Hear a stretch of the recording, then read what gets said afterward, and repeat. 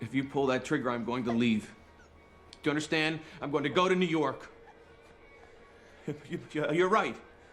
If you pull that trigger, that bullet is just going to bounce off me and I'm not going to be hurt. But then I'm going to go upstairs and I'm going to pack and I'm going to leave for New York. Why? Because I thought we were just starting to be friends for real. And friends listen to each other. They don't shoot each other. Do they, Audrey? No shooting friends, Joseph. It's out of my hand, but I'm still in control. Hello, all of you wonderful people out there in podcast land. Welcome to another episode of Black and White Reviews. My name is Will. My name is Lee. And my name, You can never Chuck. take Okay, Why are you good. hiding behind that microphone? Can Yeah, you please really, move? man. We want to see your face. Hi there, Hi- neighbor. Heidi ho. Howdy ho, neighbor. Howdy ho. Okay, and this week we are going to be doing, when did this movie come out? 2000? 2000. Did it? Yeah. Really? 2000. I think it was. Should I wait? Let's scroll. 2000, yeah. Yeah, 2000. The 2000 film Unbreakable, written and directed by M. Night Shyamalan, Ding starring Bruce Willis and Samuel L. Jackson. Did this come out after Sixth Sense? Sixth Sense was his first. Sixth Sense was first. Sixth Sense, Sixth Sense came out before this. Then there was this. Then Signs? Was this before Signs? I believe it was. 02? Yeah, I want to say Signs was. I was in high school, I think, when Signs came out. So yeah. Sixth Sense was 96, 97? 97, I Yes, believe. yeah. No, 99. What? Was it Sixth Sense 97? 99? It wasn't Really? 99. Oh yeah, I guess not 97. 97 was Austin Powers. Yeah, the Sixth What'd Sense you was think- what'd you think- 99. Okay. What did you think of M. Night Shyamalan as the possible drug dealer? I mean, in some way or another, he's put himself in every movie that he's done. Yeah, in The Happening, he's on the phone. Mm-hmm. What's the movie where In- he's at the is it Split where he's sitting at the computer Sure. just doing like a whole In bunch this of movie, nothing? he was the guy. He was the guy buying tickets that Bruce Drugs. Willis thought he was a drug dealer. Yeah. yeah, that whole thing happened. Great. I think that's pretty cool. He's always tried to like put himself one way or another into the film. You Just think for a that's quick- cool? Or you think that's like Self-aggrandizing a little bit. I have to be in it? I have to be in my movie. Okay. It's like Tarantino shows up and he's like the worst actor in his entire movie, and in the most unbelievable. I mean, I'm not going to throw too much in there, but come on, there's no way that he would be speaking to Jules and Vincent the way that he was speaking to Jules and Vincent. Zero. Not at all. I'm sorry, you see Zero. this sign outside my house? No, you would not say that to Samuel L. Jackson. He just blew a dude's head off. No, you shut your mouth and you do what he says. I think There's no way. Oh man. Yeah, you got a point. You got a point. So Unbreakable. What you Why guys wear a think? hat so you can't What's see your Lee? it. Head Chuck. Unbreakable? You can do it first. Oh. Let's let Chuck go first. Oh. So this was in the beginning, and I used to. First handful of his films were really, really good. I liked Sixth Sense. I liked this. I liked Signs. I liked M. Night Shyamalan in the beginning. Then he came out and did stuff like The Last Airbender, Well, that The doesn't Happening. count. That doesn't count. Yes, it does. Yeah, it No, does. that was after. No, he had like his good like decade run, and then after that we're like, Lady in the Water. What are we doing here? Yeah, Lady in the Water. Devil was interesting on the elevator. That was dumb. I didn't think it was that bad. That was dumb. Whatever. It was really stupid. I watched it. I was like, that. The whole thing takes place on a 6x6 elevator. Village was okay. Lady in the Water was I still don't understand it. I mean, I just probably forgot. But yeah, what, the Village or Lady in the Water? Lady in the Water. Lady yeah. in the Water. Village made sense. Lady in the Water. I don't remember anything about it. Like in a pool. They all lived in like a motel. Sure. But this movie I thought was really, really good. I don't think that he had a trilogy in mind when he first made this movie. Absolutely not. No. I think this was meant to be a one-off, and then because it was a comic book feel that he gave it, that he's like, oh, I could do something with this. And then when he 16 made years later. 16 Yeah, years he later, made- he makes yeah. Split. He did not go into And that was after Unbreakable he with made his all of mind. his flops Yeah. that he did Split. And honestly, I know we're not talking about Split, but Split was really good. and Split would have been also really good as a standalone film. Absolutely. Sure. Did not have to be connected at all. Nope. Didn't There's have to no bring- reason it needed to be. He didn't need to bring Bruce Willis into the movie at the end. And you don't even know because you haven't seen Glass. And you understand that. Yeah. I don't understand No, why. you haven't seen Glass and you understand that that did not need to be connected at all. Oh no. Yeah, when I first watched the movie, when you watch Split, you go, this is a good movie. Then they Yeah. all said it's like the after credit scene almost. And Yeah. Bruce Willis shows up and you're like, Call him Mr. Glass. And you're like, no, no. why? Why? Spoiler alert. Oh, Yeah. okay. Spoiler alert. I think that this movie was well done. It was well written. It was great. I like that it's a superhero comic book movie without actually being a superhero comic book movie, if that makes sense. Mhm. It's the cinematography is good. When they put Bruce Willis into his superhero uniform, as mundane as it is, it actually works. Yeah. It Yeah. actually really, really works, and I like the imagery of it. I like the way that it looks.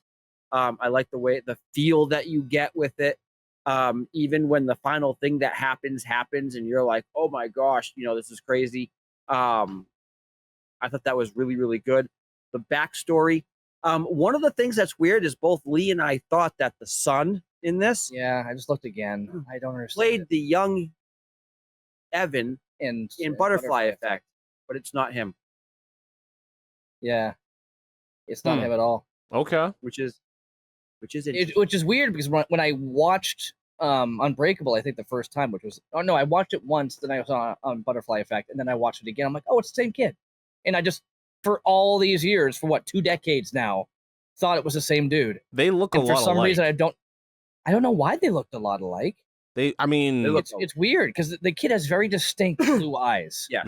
And the kid who was playing young Ashton Kutcher shouldn't have have had blue eyes, which is why I thought there was another inconsistency that was, I'm like, wait a second, it just made me think about how Butterfly Effect messed up, but I guess not. No, totally different kid. Spencer Treat Clark and some other dude who actually played Percy Jackson and the Lightning Thief and all that stuff. So anyway, but not yeah, the same kid. this was Wow. in the early stages of M. Night, and when I enjoyed M. Night. He's come back and doing some different stuff now. Like we did The Visit. That was that was interesting. that was I've got the That deep was darkies. interesting. I miss Grandma and Grandpa. I'll never watch Yeah. that movie again. Probably Ever. not. That's the most ridiculous movie. But Oh man. this is a film that there's not a big, and usually he has a big twist. There's not a big twist in this movie. I go ahead. I would. There's the, a big- the twist is on par with a Sixth Sense. Yeah. I'd say it is. The really- when you look at because his- Sixth Sense doesn't give it away. When you watch Sixth Sense the second time, yes, I can agree with that. The Well, yeah, Sure. first because you're time seeing you it all watch tie Sixth in. Sense, Yeah. nobody realized that. I knew Of, Of course, course you did. the first time I watched it. Of Of course course you did. Well, because it was spoiled ahead of time, but that was Well, the there first you time I go. watched it. What was cool about that was when he did that movie, all of his outfits were just mix matched of the outfit he wore the last night he was alive. Mm-hmm. So everything he wears into the room before he gets shot is what he wears the rest of the film. Well, that nobody besides the kid interacts with him. Like you don't like that's a pretty big thing that happens. but the what way that I they mean set by it up is that people were interacting with him. what I mean by it's a twist that's on par is the groundwork is laid for the twist at the end. So you can if you're paying attention hard enough, you can kind of see it coming. Split, the groundwork is not laid for that reveal at the end at all. It is out of nowhere. It is out of left field. That's a Okay, so that's you're thinking the last conversation is the. I never looked at that as a twist. Oh, it's a total twist. yeah. And it's actually really good. It's a good twist, but I'm saying it's one that no matter how hard you pay attention to it, you're not going to see it coming. Whereas in The Sixth Sense or Unbreakable, if you pay attention hard enough, you can get it. That's what I mean by twist. Like the twist in these early movies, in The Sixth Sense, in Unbreakable, in Signs, maybe even But The that's what Village, you can kind of like, okay, there's something else going on. I wonder what it is. But that's what the twist in Sixth Sense is what put M. Night on the map. And Of course. it was different in film. It was a twist where even it made you want to go back and watch it again to like see how it played out when you actually knew what the twist was. Mm-hmm. And it's not like a film where you get the twist and you're like, yeah, I know it now, I don't want to watch it. It's like watching a horror movie for the first time. Yeah. You know, it scares you, but then when you watch it again, you're like, Yeah. Yeah. no big deal. True. You know, Very true. you know what happens. But overall, I really, really, really like this movie. I don't watch it all the time. However, I would watch it, you know, every couple of years. Every Okay. 5-10 years, I might watch it. All right. Lee? Well, I'll tell you this. The first time I watched the movie, I was young, you know, so it came out in 2000, probably when I saw it. And at this point, what's that? That's literally 24 years ago. Yeah. What were we doing 24 years ago? I mean, Chuck was driving around, you know, Graduating high school. graduating high school, literally graduating high school. Okay. And like we were just getting into high school and all that. So for me watching this movie the first time we had it, I was like, it wasn't a bad movie. It was interesting, but it was not the type of movie I was watching at that age. You know, it wasn't funny, or it wasn't super action packed. It was just kind of like slow going. And, you know, it wasn't until I saw Signs that I was like, ooh, this guy's got a really cool talent. I like how he builds these movies. And then I went back to Unbreakable, and I really enjoyed it for what it was. It was a superhero movie without being a superhero movie. Yeah. You know? And you know, eventually Batman Begins came out, very much like a more realistic thing. It's using like, you know, military tech, not like this guy's got money and therefore has this amazing tech because some old English dude can help him make stuff. Sure. You know, like, and he somehow knows kung fu or whatever. Like, it was ridiculous, but everything in Batman Begins made sense. Unbreakable here was a really cool, like, this guy's got some kind of, you know, crazy gift that makes him a literal superhero. But they weren't like making him the great hero. He was tough. He could withstand stuff. And you have the lines in here where he's just like, all of these comics, you know, what if they're all based off of real things? Just, you know, kind of fluffed up a bit and turned into this and just misunderstood. And it's like, that's a really good point. You know, what if this stuff was based off of that? Or, you know, all the myths that we've heard about, you know, like you've got the myths, you know, all the Greek mythology and stuff like that. Hercules was a strong dude. You know, we say Goliath was a giant, you know, but in reality, he was probably twice the size of David, which was a big dude, but like still like wasn't, as we think of a giant, we think of like Jack and the Beanstalk, a dude that's the size of a house, Right. You know, like, so that's when you start looking and saying, okay, I really like the way they're going here. It's more of a grounded superhero type film. Yes. So watching this through, this is, you know, after, like, he did Sixth Sense before this, and then he did this. And it's like, okay, so Bruce Willis is no longer an action hero. He's just a slow, like a quiet talking, you know, tough guy. Yeah. You know, and after this, like, he just continued to keep going this route where he wasn't running around until you saw him do Live Free or Die Hard. And you're like, oh, he's John McClane again. And then he does A Good Day to Die Hard, and you're like, oh, he's just old. Yeah. You know, so it's just like you're watching the characters he chose to play change, you know, to a more less. I just give you two things: more or less. it was this is where his career changed, and honestly I don't think it was a bad change because he's really good at it. He Yeah. nails the part. He look and it's funny watching this now because I'm seeing him, I'm like, wow, he was so young 24 years ago compared to what I remember seeing him in, more recently. He looks very young in this movie, but it makes sense. Well, here's Even Samuel L. Jackson looks super young. because he is. Yeah. But the only thing that's weird about this is the power that they claim to give him in this movie, he actually never uses. He uses a different power. Okay. That's interesting. Well, they gave him 2 powers per se. Yeah, but he doesn't use one of them. They gave He him used both. sight and they gave him strength. Yeah. Well, like mind's eye, sight, and strength. Yeah. Yeah, so he can lift the barbell. So outside of that, where does he use it? I mean, I would say that at the end He survived a definitely... train crash. He survived a car crash. He survived. Yeah, but I'm saying, but when they actually make him the superhero, and how they make him the superhero, Well, his strength wasn't. I don't know. The way they did his strength was very interesting because it was like he was like he can survive. impervious to get hurt. Yeah, like he was impervious to blows and other things like that, except for everything but water. Oh, geez, now I'm thinking about glass and the stupid water. Ugh. But like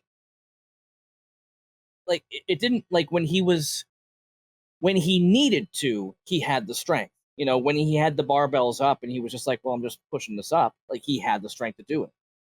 And it looked like he was struggling as much as he was before. It's just like it was there, but not like a known thing. So I don't know. I mean, he choked the dude out. I think That's like the only time we saw him do him anything. withstanding It was- all of that punishment in that bedroom is a Not that much. display You of would- well, it's a display of his strength. It's a You display of would, his strength. if you or I were in that same position doing the same thing, it's drywall. We Yeah. would survive it. Yeah, they tried to make it seem like it was a big deal, and I remember watching it going, I guess that would hurt, and people would fall off if that was happening. But I guess I've never really been in that position where I've gotten to a brawl with somebody where they're trying to push me through a wall, so I can't Yeah. really judge it. I don't know. It's drywall. It's not going to hurt that. I guy. know. I've It's not going to I've hurt, put but holes in, and I've put holes in the walls. And if you're holding on for dear life to do what he did, you're going to hold on. Yeah. But if it wasn't for the site we'll get into, none of this would be possible. So you or I could have the site and then accomplish what he accomplished here. Yeah. okay. Yeah. That would be my only faux pas, for lack of better words, with this film.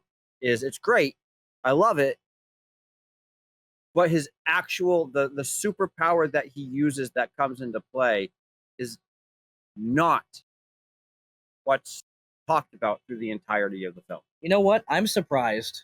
I'll say this. I mean, we already talked about his weakness is water. I'm surprised that M. Night didn't like connect us to signs. He's an alien because his weakness is water. That makes more sense than connecting it to Split. That's why he's got super strength. He's an alien, Not just like wrong. Superman. That makes sense. Okay, got it. He's No. Superman, but his weakness is water. Just ask Dr. Bimbo. Okay. Foil hat. Sure.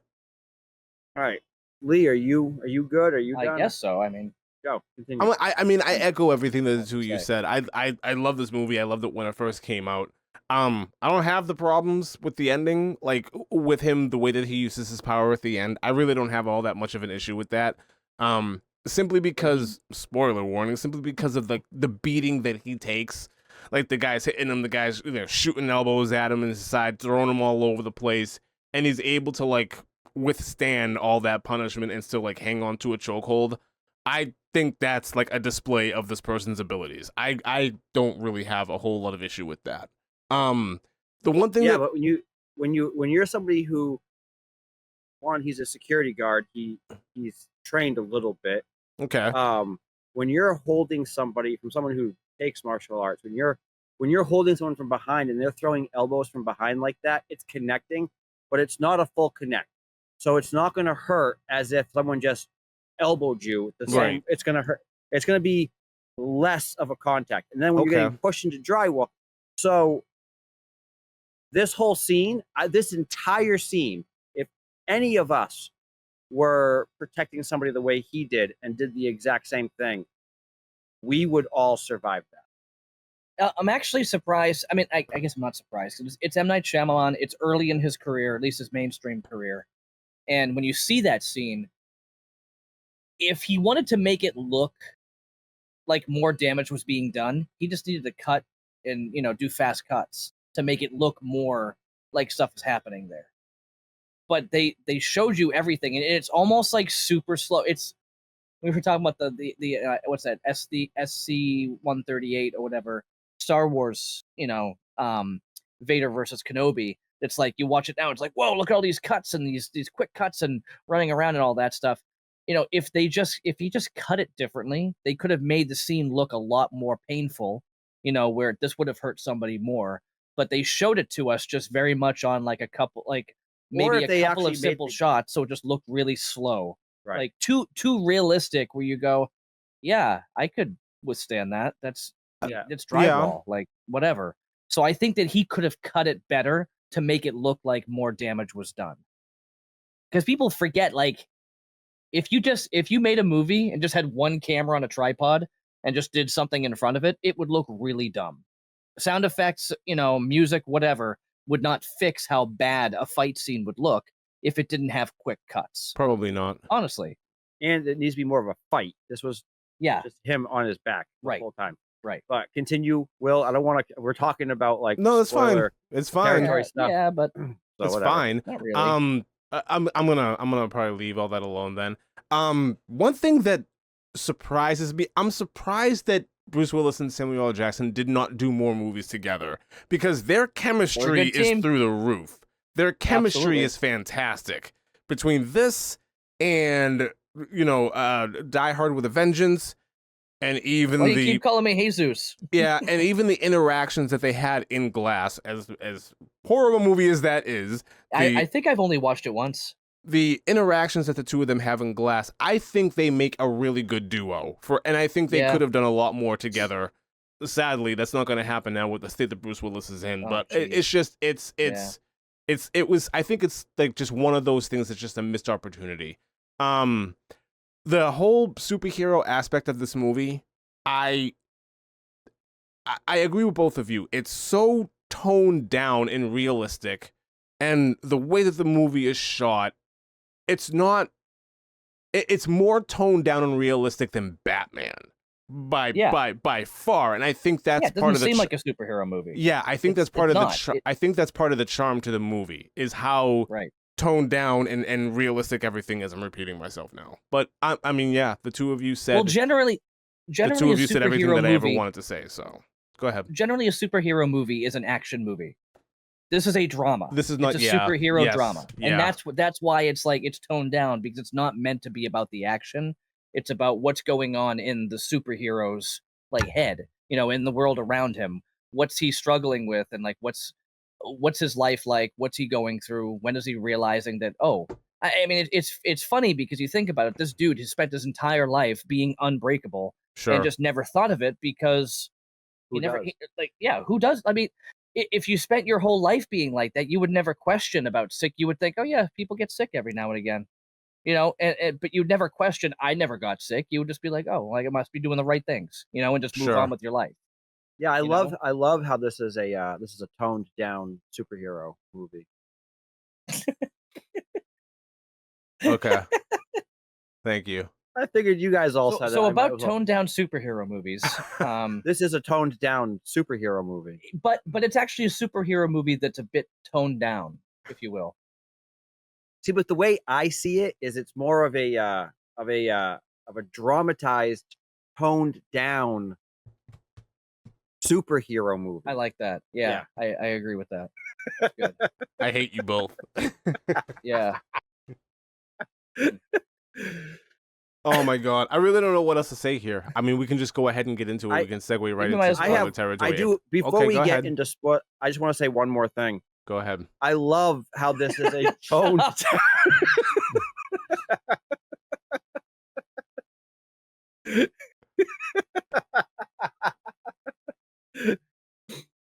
Wow, you can barely hang on right now. If you want to hear the rest of this riveting podcast in video format and see all of our wonderful faces, go follow us on Patreon, Black and White Reviews, YouTube. What is it? YouTube.com/Black and White Reviews, night 1866, something like that. I don't know. I don't normally do this. YouTube and Chuck can't. No, stop. You can't do it right now. Patreon.com/Black and White Reviews. Follow us in your favorite podcasting app. Thank you very much, everybody. That was really quick, simple, to the point, because Chuck is having problems right now. The cool thing about our podcast is so we have some friends who do podcasts as well, and they have a lot of really cool things, but ours is more of like a toned down podcast. It's superhero movie. It's almost like, a movie that's like a toned down superhero movie. F the both of you. All right. So to get into this film, oh god, are we getting into this film? Are we ready to go? Are we entering spoiler territory? We are in spoiler territory. Oh, good. We're finally there. And what I want to talk about is how well of a job M. Night Shyamalan did making this a toned down super.